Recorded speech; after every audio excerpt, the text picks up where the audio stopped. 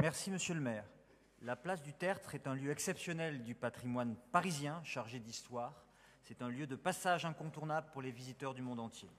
Depuis très longtemps, le réaménagement de cette place mythique est un sujet qui préoccupe tous les habitants, les associations, les artistes et les commerçants.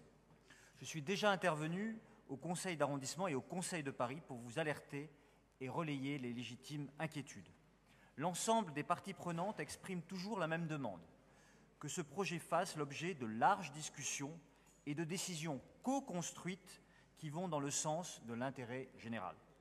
Des réunions publiques ont certes eu lieu, mais votre conception de la concertation est remise en cause par des artistes et des riverains.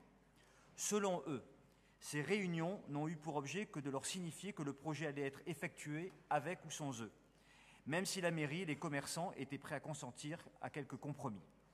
Les riverains, les artistes, les associations ont eu l'impression d'assister à des réunions d'information et non de concertation, car ils n'ont été que peu consultés en amont dans toutes les décisions.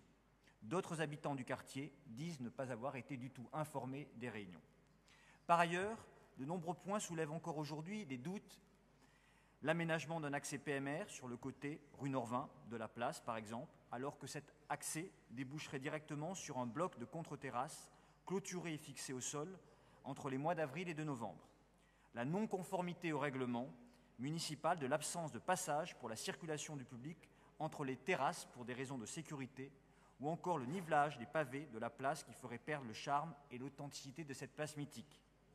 La question que je vous pose, Monsieur le maire, et que se posent les habitants et artistes de la place du Tertre, sont les suivantes, elles sont au nombre de 2. La première, pouvez-vous nous préciser le calendrier précis des travaux et leurs coûts?